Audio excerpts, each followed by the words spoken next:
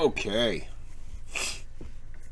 We are back for part 3. Britain's Chernobyl, the nuclear disaster you've never heard of. This is from Timeline. I know it's going to be blocked in some parts. But for everyone else, I hope you're enjoying it. Let's get into the video. Now that the fire in number 1 pile was out, the next concern was to stop the possibility of any further spread of radioactivity from the pile chimney. The filter gallery, for which Cockcroft had been so criticised for insisting upon during construction, they'd become known as Cockcroft's Follies, had stopped the escape of some radioactive particles. But there was now a worry that high winds could dislodge them and spread them around the countryside. A way of preventing that had to be found. So there was a committee meeting set up, and I couldn't believe my ears with the sort of things that were being talked about. And the most fancied approach was to get 3 helicopters and make a lid, and with these 3 helicopters, carry the lid up and put it on top of the chimney. Well, I don't know how long this would have taken, but I thought, well, there's an easy way of doing this. So I got a hold of the chief engineer and I said, look, is it possible to get men up outside the chimney on the platform that's formed by the filter house itself, and to get some pipes over the top and to pump some really heavy oil on top of these filters? And he thought about it and he said, yes. I said, all right, let's do it. And that's what we did to seal in the radioactivity. Sir William Penny chaired a hastily put together board of inquiry into the causes of the fire. It took just 2 weeks to produce a report, and its findings seemed straightforward. It was most likely, they said, that the fire had been caused by the use of excessive nuclear heating during the operation to release Wigner energy from the graphite. This had caused one or more of the aluminium cans containing irradiated uranium to burst. The uranium had then oxidized, releasing more heat, and this, combined with the heat generated by the Wigner energy, had led to the fire. However, the inquiry couldn't rule out an alternative possibility, that it had been a lithium-magnesium alloy rather than a uranium can which had burst. It was felt that prompt and efficient action had been taken, and that it was most likely there would be no harmful health effects. Penny said he had felt it important to report quickly because of public anxiety. The view of the Atomic Energy Authority was that though it didn't look too wonderful, the thing to do was to bite the bullet and publish the report in full, come clean about it. But and they recommended that, and the Ministry of Defence actually said there is no reason for this to be a secret report, but the Prime Minister, for these political reasons, which were so overwhelming in his mind, said, no, this report could not be published in full. The report was studied by the Atomic Energy Authority, which accepted that instrumentation on the pile had been inadequate. There simply were not enough thermocouples, the devices which measured spot temperatures in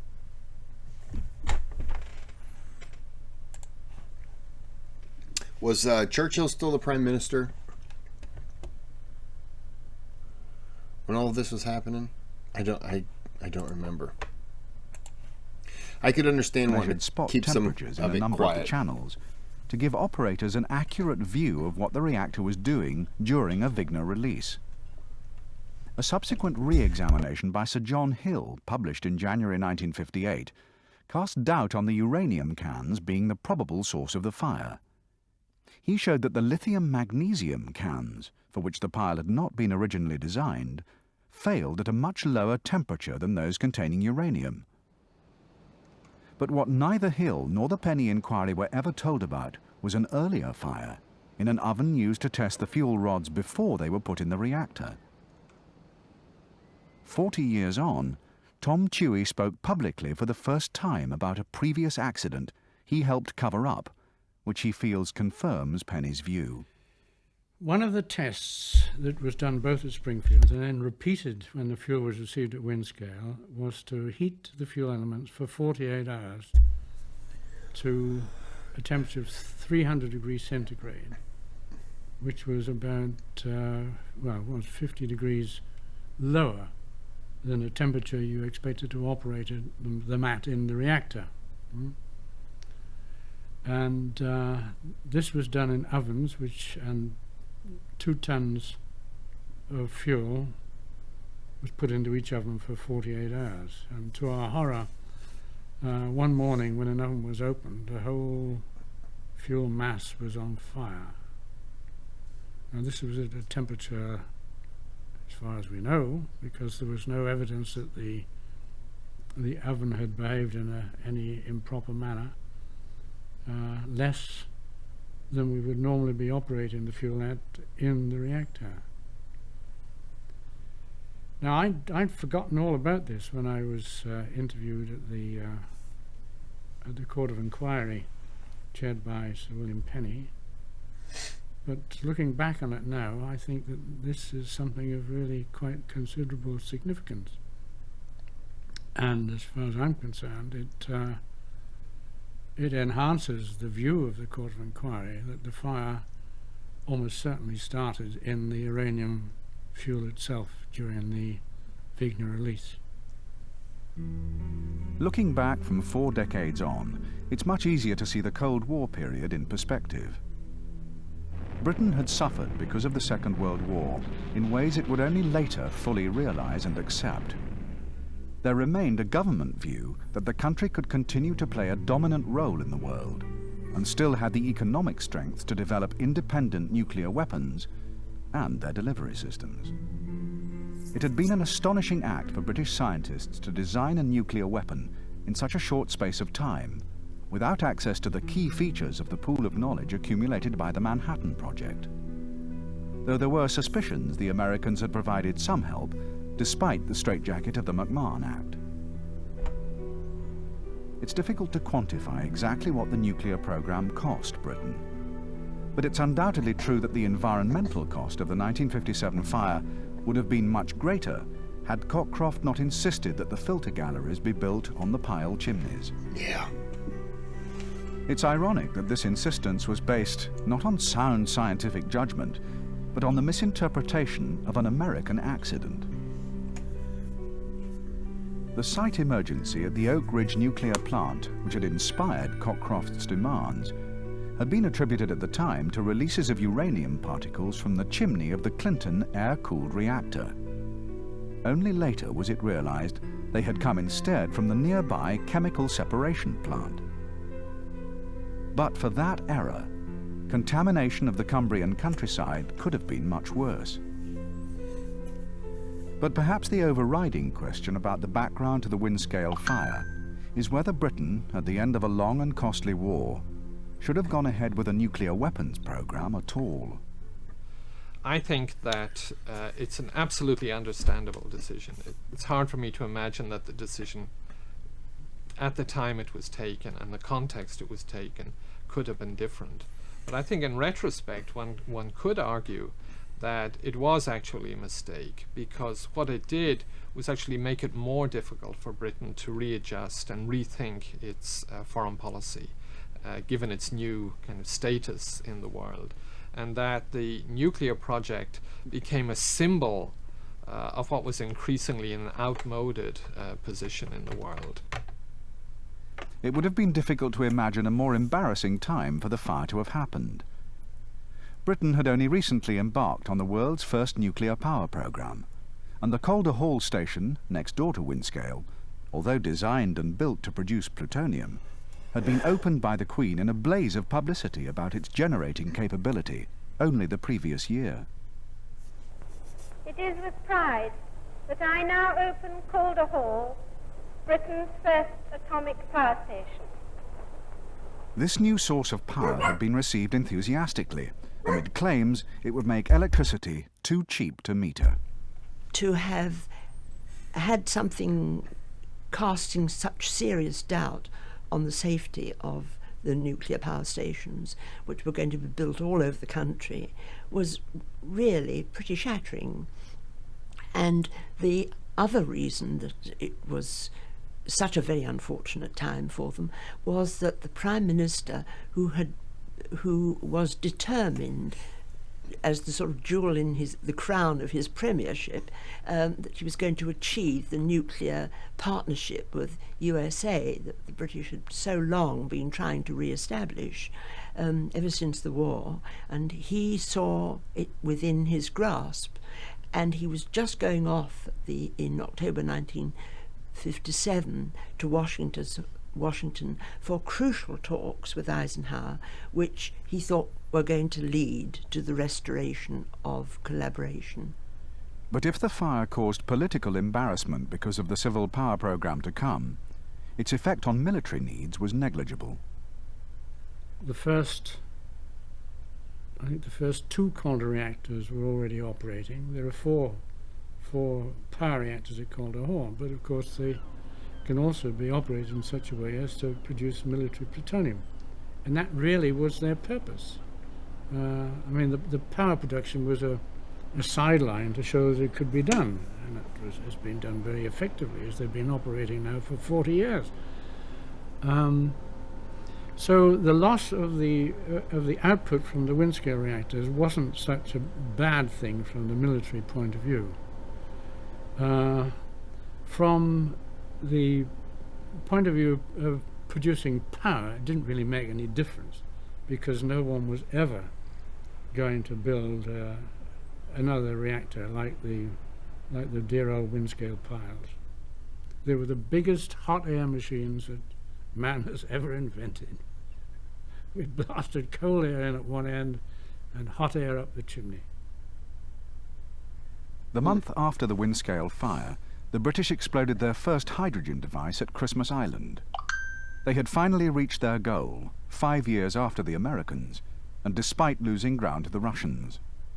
Along the way, in such pioneering work, it was inevitable that a level of technical ignorance and the pressure of political desire would combine to create a situation where safety was less important than it should have been. One has to appreciate in the first 15 or 20 years of the nuclear age, and maybe to some extent now, people were rather easier with safety, partly because of the need to speed things up, partly because there wasn't yet the clear understanding of how dangerous radiation was. I mean, that really was something which developed in radiobiology in the 1950s and 1960s. And of course, you've also got to appreciate that these were the Cold War years. By 1948, the Americans had already got 50 usable atom bombs. So they set up a very big production process, as did the British later on. So to some extent, the shortcuts taken during the Second World War were not dissimilar to the shortcuts taken in the late 40s and 50s, only this time it was because of the Cold War. And I think essentially safety, one has to say, took second place in many cases. You see it especially in the way in which the weapons were deployed. I mean, now the idea of having planes flying more or less continuously with nuclear weapons on board, as was routine in the 1950s, seems almost unthinkable. But then the ideas about safety were frankly a lot cruder. Yet the man who warned the British of the dangers they faced is sanguine about the fire. Dr. Edward Teller has been a lifelong supporter of nuclear energy. He argues that the value of the lessons learned was more than worth the economic and human costs involved. Windscale will be remembered as something that added to our concrete knowledge without a really dreadful expenditure and connected with real safety of human health. The rush to build an atomic weapon and the decision to use air-cooled reactors were the real causes of the Windscale fire. It's so easy to look back over the decades and say it should never have happened. But the political climate which existed after the Second World War was very different from today's. The Soviets were perceived as a real threat to the West, and Britain was determined to maintain its place in the world pecking order. If the Americans had been more cooperative, the Harwell scientists had paid more attention to the warnings of Teller and Wigner, or the potential sites for water-cooled reactors had been more suitable, things might have turned out differently. But given the set of circumstances which existed, the result was inevitable. There was only one way to stop the fire happening, and that was to shut down the reactors. Once we had a situation where we knew that with a Wigner energy release you could get a very rapid rise in temperature, if you were going to operate reactors in an abnormal way, with an abnormal control rod patterns, which your instrumentation was not designed to cope with, then you were running a risk. And the only way to avoid that would have been not to operate the reactors.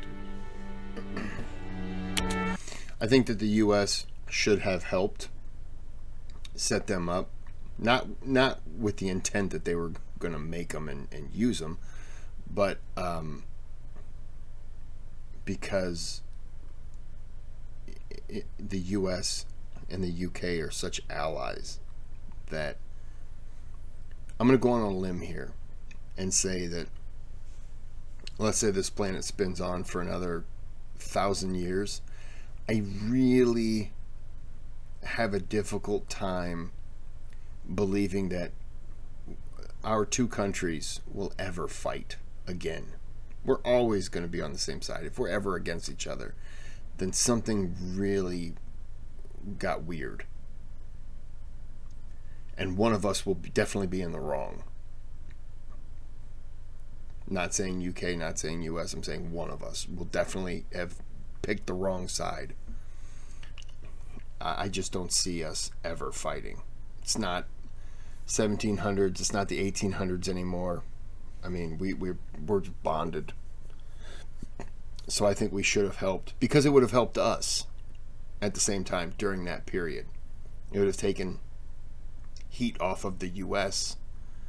Unfortunately, it would have dragged the UK into it and put them on that level, but then it would have made Russia feel like, okay. But it would have just been another worry leading into that Cold War. But maybe not getting involved, maybe that helped keep them out of the Cold War, where it was just more the US and Russia, but at the same time they were still in it because they were allies. So I don't know. I think that we should have helped because allies and all. This is good. I really was expecting that it was like far worse. Obviously, when you hear Chernobyl, you think really not good. But all things considered, it really wasn't as bad, fortunately. But yeah, that was good. So I'm going to end this here. Like and subscribe. And until whatever video I do next, have a good day, have a good night.